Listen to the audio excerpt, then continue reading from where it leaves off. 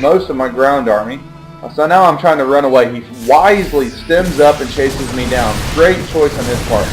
Now, at this particular location, he has a great concave. I actually should back out and re-engage. If you're in a situation like this, yeah, he's got a lot more units shooting than I do. Now, I am moving up here a little bit. I'm trying to actually get my Colossus in here, do as much damage as I can. He does stem again. And as you can see, units lost out. I am getting my ass kicked this particular fight. I do have, of course, one Immortal that's got 5 kills left, and I decided to sacrifice that Immortal in order to save my Colossus. Just because not only Colossus better, but, you know, they're way more expensive. So I was able to at least save that Colossus. He does have 15 kills. He's a baller kicking some ass. But if you notice now, I am working on trying to build even more of an army. I do have 1-1 upgrades on my units. And as you can see, he's actually got 0-1 upgrades. Not working on anything else at the immediate moment, except, well, it looks like, as I say that, he is working on armor level 1. Upgrades are a must-have, especially if you go into mid to late game.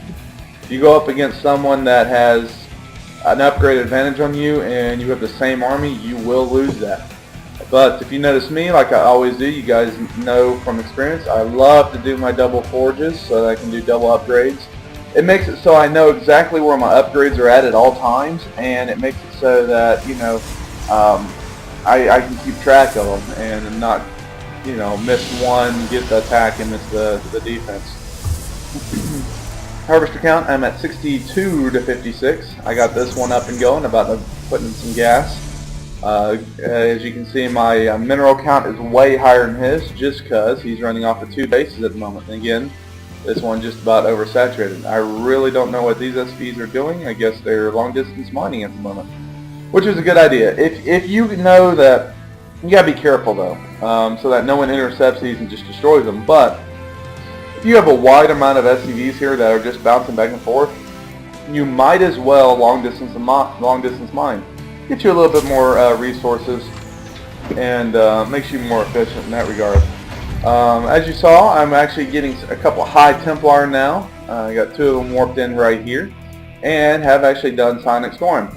Now, playing as Protoss against Terran, you gotta be careful. A lot of things. A lot of people go high Colossus, and what happens when you go very high Colossus, or high amounts, I should say, is that the Terran player easily can counter it by getting a few Vikings.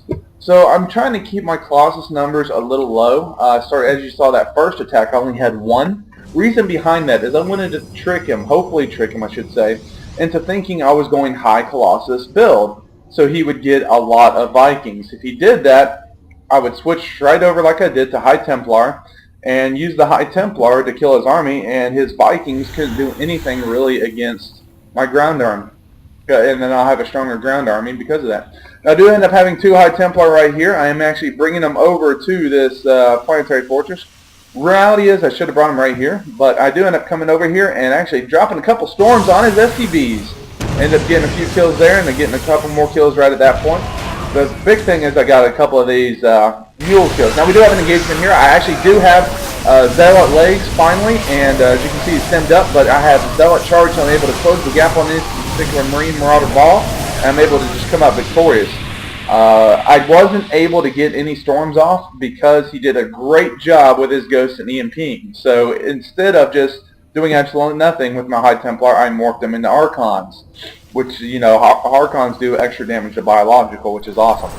Now, this particular High Templar does have 6 kills. I don't know what his little buddy does, or had, I should say, but we will check back here on him in a minute. Do drop my 4th base, and I'm going to move out just a little bit. Got a lot of Zealots. I know he's going with the ground army, so I'm going to do Zealot, basically High Templar. Zealots to close the gap and surround him, then the High Templar to storm the crap out of him. And towards this point in the game, if they stay with Marine Marauder, it typically works pretty well. So use that if you guys go up against a lot of Marine Marauders, you know, Terran players, just do that a lot. I end up coming over here, and I'm going to get another storm off to already weakened units here. And he's got a total of 15 kills. So if you look at the units tab now, he's lost a total of 19 workers to my 1, putting him at a total of 51 harvesters to my 68. So I know at this point that I'm actually head, of course, because of the harvesters, and I can also resupply a lot better. Banking on about 2,000 minerals, supply count way high at 191 to 58, 158. So even if I do lose this army, I'm able to resupply pretty quick. He does do a pretty good job at EMPing right there. He does actually get that High Templar and get those High Templar as well. But I do have enough for just a couple more storms. I am closing the gap, as you can see, with the Zealot. At the same time, I'm just storming to try to do as much damage as I can. And as you can see, at this point, the High Templar have no energy left, so I'm morphing into Archons and I'm just going to keep pushing the attack. As you can see, he finally did get a Viking out, but I have enough Stalkers here to clean that up.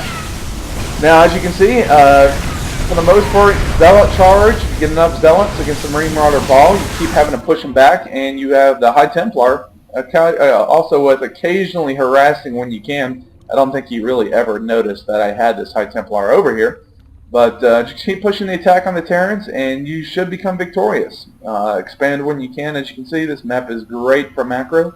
And I hope you guys enjoyed this particular match, and look forward to it next time.